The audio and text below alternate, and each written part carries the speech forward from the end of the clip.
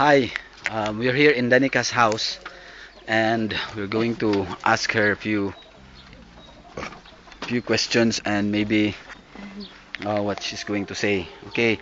Naay, just a moment. Continue. How's your day? Just a Love. little English. Tell them about yourself. Sige na, sulti na. Okay, so I was asking her. She's kind of shy. This moment, this time of the year is summer, so basically the kids are. I mean, the school is finished.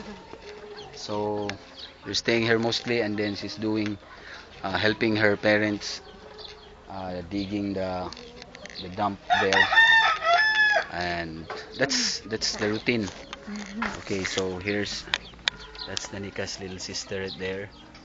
That's her mom, and there's Danica. She's kind of shy. Okay, so these are the goods that we got for them, and we hope that this will help them for a while. Okay. So thanks for the help. Thank you for trusting us again and believing on us. We hope that there will be more people who would benefit uh, from your help, from what we're doing, and like I said all the time, don't stop being generous. It's godly. Thanks.